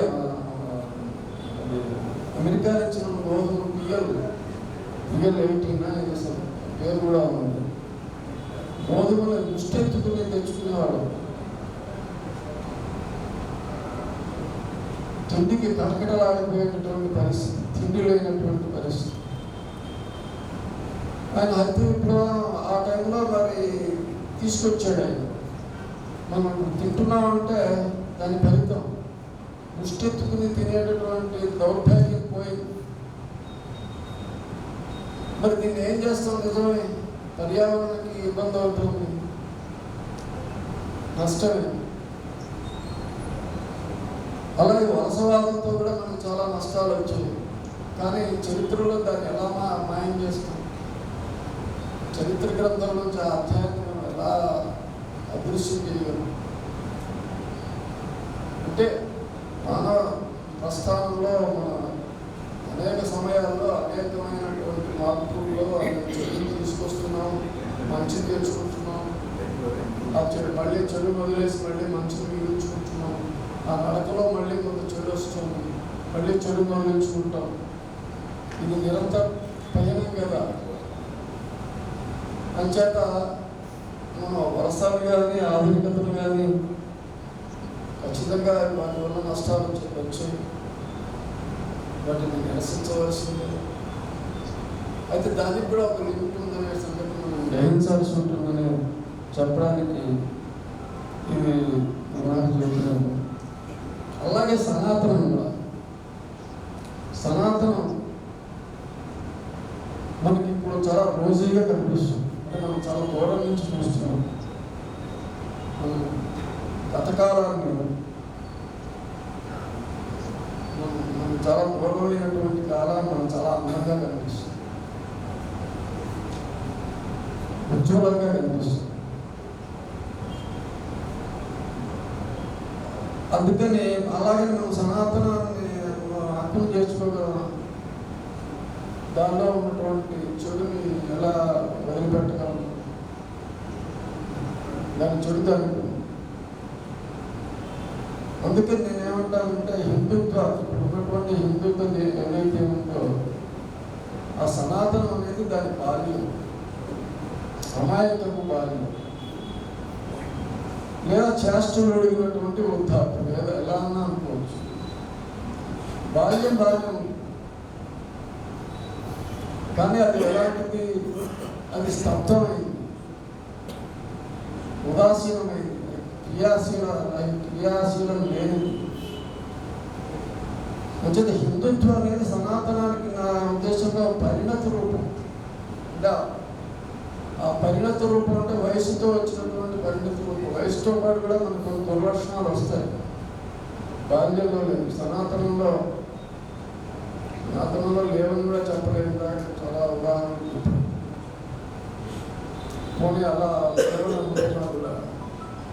హిందుత్వానికి సనాతనానికి నా ఉద్దేశంలో మీరు ఎట్లా విభజన ప్రయత్నిస్తారు, కృత్రిమమైన విభజన ప్రయత్నం అవుతుంది. సనాతనం నుంచి హిందుత్వం ఎవాల్వ్ అయింది. సనాతనానికి పరిణత రూపం. ఇప్పుడు సనాతన మా బ్రాహ్మణ కుటుంబాలు ఆర్ఎస్ఎస్ 1925లో పుట్టింది. 1925 ముందు ఉన్నటువంటి వాళ్ళకి కానీ తర్వాత కూడా చాలా మందికి ఆర్ఎస్ఎస్ భావజాలం ఇన్ఫ్లుయెన్స్ అయిన వాళ్ళు చాలామంది లేరు. ఉదాహరణకి మా నాన్నగారు ఉన్నారు, ఆయన పండితులు, పురాణాలు అనువాదం చేసిన వారు, కావ్యాలు రాశారు. మా ఇంటికి రోజు పత్రికలు వచ్చేవి.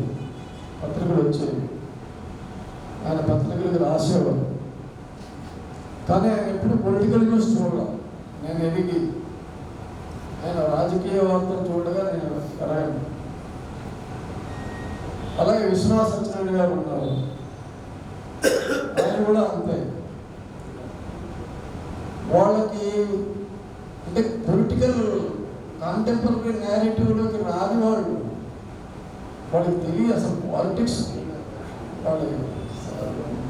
డిస్కస్ చేయరు. సత్యనారాయణ గారిని పార్టీ పాలిటిక్స్, ఇప్పుడు టీడీపీ కాంగ్రెస్ ఇలాంటి డిస్కషన్ చేసి ఉంటారని నేను అనుకోను. ఎందుకంటే మా నాన్నగారు ఎప్పుడు చేయాలి, మా ఇళ్లలో ఎప్పుడు వెళ్ళా.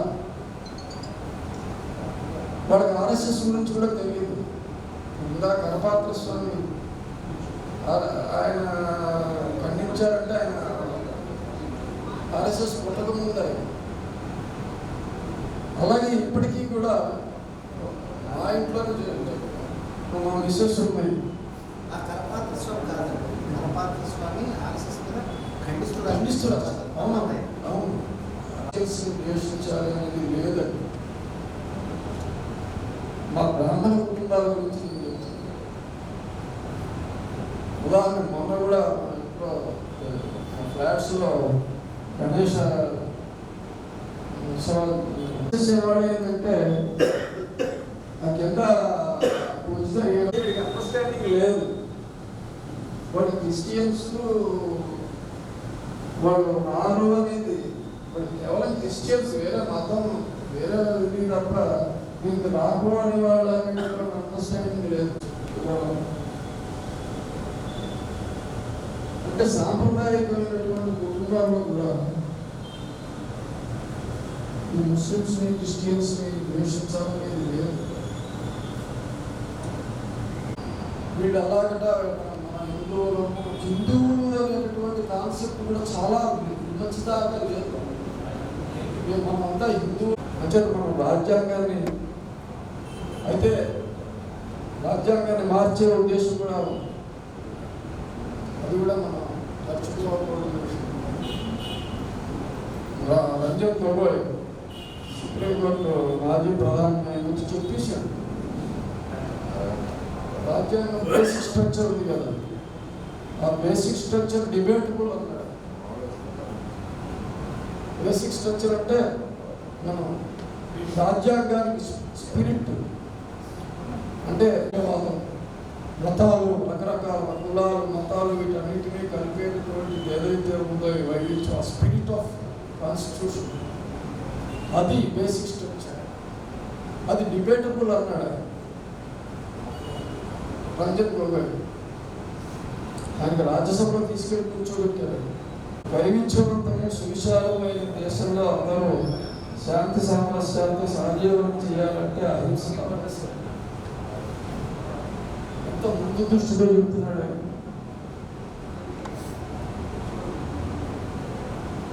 అయితే భగవద్గీత గురించి చాలా విషయాలు ఆయన పొలిటికల్ కాన్స్టిట్యున్సీని అడ్రస్ చేస్తున్నారు. కాంప్రమైజ్ అయ్యి చెప్పినట్టు పొలిటికల్ లీడర్స్ ఎవరైనా చేస్తారు, ఆయన కూడా చేశాడు. ఆయన ఉదాహరణకి హిందూ స్వరాజ్యంలో పాశ్చాత్యులంతా హింసావాదం, భారతీయుల హింసావాదం, పాశ్చాత్య నాగరికతంతా దుష్టమైనది అని బైపోలార్ భారతదేశం గతాన్ని చాలా వైభవంగా అహింసాయుతం, దీనికి గొప్ప ఆత్మ కలిగినది, గొప్పది, పాశ్చాత్యం అంతా ప్రశ్నపట్టింది, అది హింసావాదం అని. అంటే దాని వెనకాల కారణం ఏంటంటే మదన్లాల్ ధింగ్రా అని ఒక అతను సావర్కర్ ప్రేరణతో కర్జన్ మిల్లీ అనే బ్రిటిషర్ని హత్య చేస్తుంది. ఇంకా 19లో వెళుతున్నాం, ఒక కొత్త చరిత్ర రాసుకోవడానికి ప్రయత్నం చేస్తున్నాం. శాంతిని నెలకొల్పడానికి మార్గంలో వెళుతున్నాం అనుకున్నప్పటికీ మళ్ళీ వెనక్కి నినాదాల దశకి మళ్ళీ మనం చేరుకున్నాం. దీని ప్రభావం బలహీనుల మీద చాలా విపరీతంగా ఉంటుంది. బలహీనుల మంచిగా కులపరంగా, ఆర్థిక పరంగా ఏ రకంగా బలహీనమైనప్పటికీ ఈ యుద్ధ ప్రభావం వాళ్ళ మీద ఉంటుంది. అలాగే బుద్ధిజీవుల మీద కూడా ఉంటుంది. గౌరవించడానికి వీళ్ళు ఇప్పటికే ముఖపోత అనుభవిస్తున్నారు. ఇవే మాటలు నేను బయట చెప్పడానికి అవకాశమైనటువంటి పరిస్థితి. అంచేత పీస్ టైం డాక్ట్రిన్ మనకి మొహం వాచు ఉన్నాం. మన రాజ్యాంగం పీస్ టైం డాక్ట్రిన్, సహజీవనం, ఇది ఇంకేది కాదు, సనాతనం కాదు, హిందుత్వం కాదు, ఏది కాదు, పీస్ టైం డాక్ట్రిన్ రాజ్యాంగం.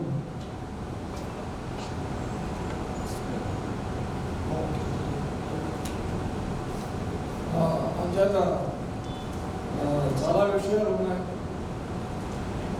ఇంకైనా చెప్పుకోవచ్చు. ఇంకా ప్రయత్నిస్తాను పిలిచి మాట్లాడే అవకాశం ఇచ్చినందుకు Amaravati institute of social sciences అందరికీ కృతజ్ఞతలు తెలుపుతూ ఇతరులతో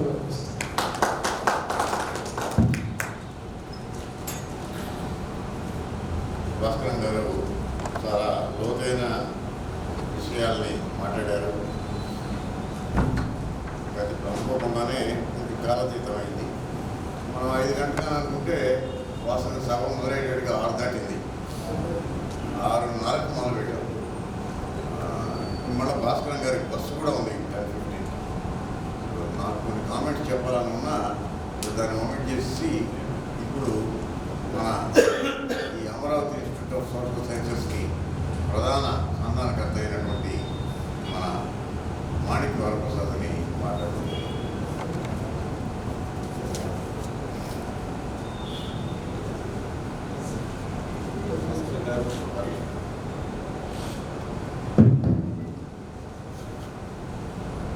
సోషల్ భాస్కర్ గారు మాట్లాడిన తర్వాత ఇక మాట్లాడాల్సిన అవసరం లేకపోయినా భాస్కర్ గారు చివరిలో చెప్పిన అంశాలు వాటిని రాసి అది అందించాల్సిన అవసరం లేదు. మీరు చెప్పిన అంశాలు చాలా డిబేటెడ్ ఇష్యూస్, చాలా డీప్ మీనింగ్ ఉన్న విషయాలు. వాటిని చాలా తీవ్రంగా చర్చించాల్సిన అంశాలను ప్రస్తావించాను. నాకు ఒక విషయం ఏంటంటే, నేనేమి దాని మీద రీసెంట్గా ఒక 15 రోజుల నుంచి ఈరోజు ఒక వ్యాసం రాద్దామని ప్రయత్నం చేస్తాను. ఇంకా త్వరలో రాస్తాను. అదేంటంటే గాంధీ దృష్టిలో భగవద్గీత, గీతా గాంధీ అని భగవద్గీత మీద పట్టుబడతా అన్నాను. పుస్తకాలు చాలా ఉన్నాయి నా దగ్గర, దాంట్లో నాకు కంక్లూడ్ చేయలేము. దాదాపు 10 పేజీలు రాశాను, కానీ ఇంకా దానికి గాంధీ గారు ఎందుకు దాన్ని పీస్ డాక్యుమెంట్గా తీసుకున్నారని సెర్చ్ చేస్తాను. మీరేమో ఎంటైర్ డిఫరెంట్ పిక్చర్ ప్రజెంట్ చేశారు. నేను డిస్టర్బ్ అయిపోయాను.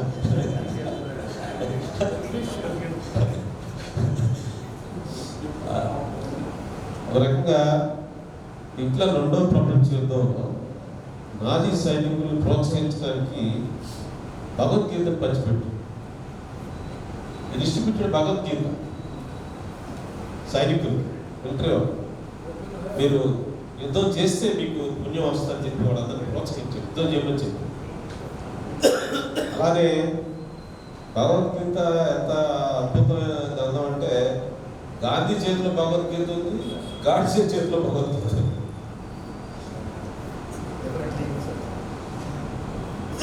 భగవద్గీతని ఆరాధిస్తూ దాన్ని పీస్ డాక్యుమెంట్గా ఆయన చెప్పాడు. భగవద్గీతని రక్షించడానికి నేను గాంధీని చంపుతున్నానని గాడ్సే చదువుతాను. అంటే వైవిధ్యం, అండర్స్టాండింగ్లో ఉన్నటువంటి వైవిధ్యం. అదేవిధంగా సనాతన ధర్మంలో ఇదాక శర్మ గారు చాలా డీటెయిల్గా చెప్పాడు. అవి దారిది ఉదయం మారదు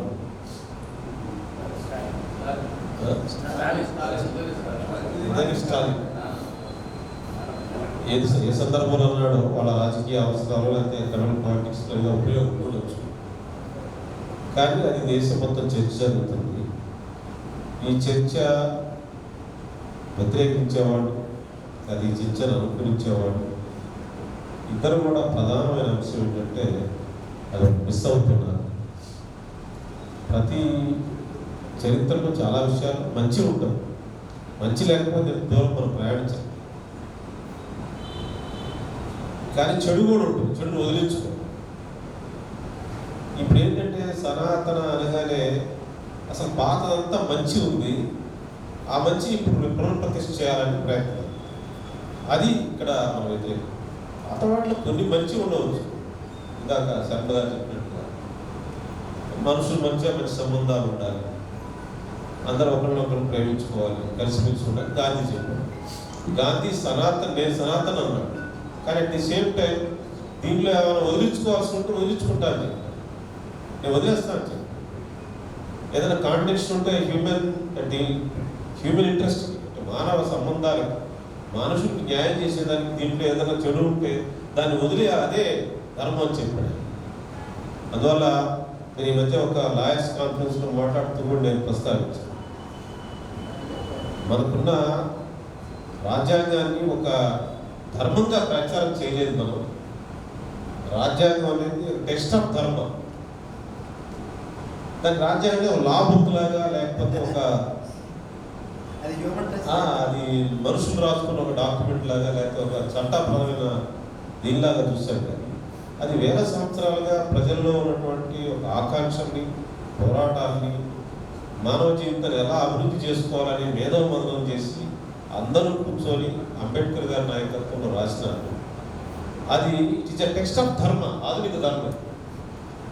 అదే దాన్ని ప్రచారం చేయాలి, అదే సనాతన ధర్మానికి కొనసాగింపుగా ఉంటుంది. కానీ మళ్ళీ ఏదో పాత దాన్ని తీసుకొచ్చి పునరుద్ధరించాలనేది చాలా తప్పు, అది కుదరదు, అది కుదిరే కాదని చెప్పేది నా మనవిగా తెలియజేస్తూ, రాజ్యాంగాన్ని బాగా ప్రచారం చేసినప్పుడే ఈ పునరుద్ధరణ వాదనని వ్యతిరేకంగా మనం నిలబడగలుగుతాం అనేది నా మనవి చేస్తుంది. సనాతన ధర్మంలో ఉన్న మంచి ఏదైనా ఉందంటే అది రాజ్యాంగంలో వచ్చేసి ఇంకా ప్రయాణం ఏం చేయాలో అది దానిలోనే ఉంది ఉద్దేశం. కాబట్టి ఇట్ ఈస్ ఎ కంటిన్యూషన్. అందులో ఎక్కడో పాత దీనిలో లేదు ఇంకేదో అంటూ ఉందనేది కరెక్ట్ కాదనేది మనం చెప్పాల్సిన అవసరం ఉంది. అందువల్ల సమధర్మం ఉండాలి. గాంధీ అందుకని సమదృష్టి అంటాడు గాంధీ గారు. పెరియార్ సమధర్మం అంటే నాట్ ఓన్లీ ధర్మధర్మ, సమదృష్టి కూడా ఉండాలని చెప్పాడు. సమదృష్టి ఉండాలి. అందువల్ల అలాంటి కోణాన్ని మనం ప్రచారం చేయాల్సిన అవసరం ఉంది. అలాంటి విషయాన్ని చర్చించాల్సిన అవసరం ఉంది. ఇప్పుడు సనాతనులుగా చెప్పుకునే వాళ్ళు చెప్పేది ఏది కూడా అసమానత సృష్టించాలి. ఒక పక్క యూనిఫామ్ సివిల్ కోడ్ కావాలి, ఏ మతానికైనా ఏ కులానికైనా ఒకే చట్టం కావాలని అంటున్నారు. మరి ఎలాగూ ఈ వర్ణస్థ ధర్మం లేకపోతే కులాలు ఎట్లా ఉండాలంటారు వాళ్ళే? రెండు కాంట్రడిక్షన్. ఇదేమో కులాలు అసమానతలు ఉండాలి, దానిలో మంచి ఉంది, సనాతనంలో మంచి ఉంది, ఆ కులాల్లో మంచి ఉంది, ఆ వ్యత్యాసాల్లో మంచి ఉందని. అట్ ది సేమ్ టైం అందరికీ తలా ఒక చట్టం ఎందుకు, అందరూ ఒకటే చట్టం ఉండొచ్చు కదా అంటారు. యాంటీ ముస్లిం కాబట్టి అవి ఎన్ని కాంటెక్స్ట్స్ మరి ఎక్కడ మనం అటాక్ చేయాలి, ఎక్కడ ఎడ్యుకేట్ చేయాలి అనే దానికి రాజ్యాంగంలో నిర్దేశించబడింది. కాబట్టి సమదృష్టి, సమన్యాయం, అదే ఆధునికం, అదే రాజ్యాంగం. దాని నుంచి ఇంకా ముందుకెళ్ళి మానవ జీవితాన్ని అభివృద్ధి చేసుకోవాలి. కానీ వెనక్కి వెళ్ళడం అనేది ఖచ్చితంగా అది మళ్ళీ కులాలను పునరుద్ధరించాలని ప్రయత్నం చేయడం, అసమానతలు ఇంకా పెంచడం, ఇవన్నీ కూడా గాంధీ గారికి వ్యతిరేకం, సనాతనకే వ్యతిరేకం. సనాతనం అంటే వాస్తవం, ట్రూత్ ఈస్ గాడ్. ట్రూత్ ఏంటి? ఈరోజు సమదృష్టి, సమన్యాయం, ట్రూత్. ఈ ట్రూత్ నుంచి ఇంకా కొత్త ట్రూత్ కనుక్కొని సమాజం ఎదగాలి. కానీ ఇది ట్రూత్ కాదు, అట్రూత్ ఏదంటే ఇన్ఈక్వాలిటీ ఇస్ ట్రూత్ అంటే అది ఎలాగో సాధ్యమవుతుంది? సో వాడు దేవుడికి వ్యతిరేకం, భారతీయ ధర్మాలకు వ్యతిరేకం, భారతీయ న్యాయానికి వ్యతిరేకం, వ్యతిరేకం. మన దృష్టిలో సనాతనం ఏంటంటే అందరూ ఈక్వల్గా ఉండాలి, అందరూ దైవ సమానులే, ప్రతి మనిషిలో దేవుడు ఉన్నాడు, ప్రతి మతం గొప్పదే, అందరూ కలిసిమెలిసి ఉండాలి. That is truth is God అనే విషయాన్ని గాంధీ చెప్పాడు. అందుకని సమదృష్టి, సమన్యాయం అనేదే ఈరోజు గాంధీ గారి ఆలోచనలు ప్రచారం చేయాలని నేను విజ్ఞప్తి చేస్తున్నాను. ఇద్దరు కూడా చాలా గ్రేట్ కంట్రిబ్యూట్ చేశారు ఈరోజు. దాన్ని ఇంకా ప్రిపేర్ చేయాలని ధన్యవాదాలు. Thank you.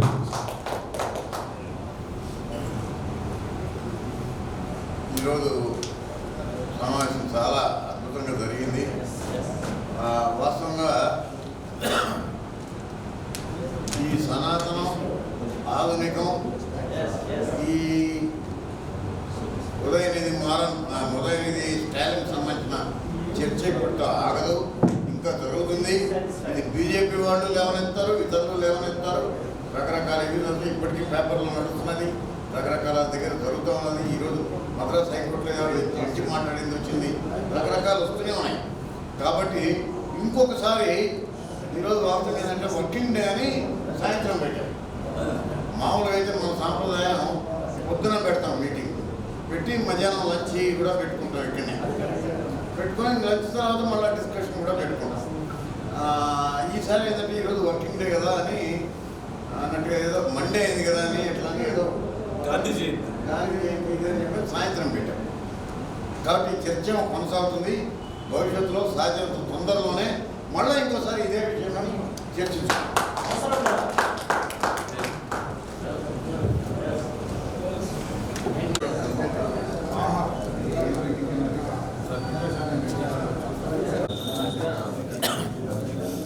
మీరు ఆ స్పీచెస్ అన్ని బాగానే రికార్డ్ అయ్యండి. అదే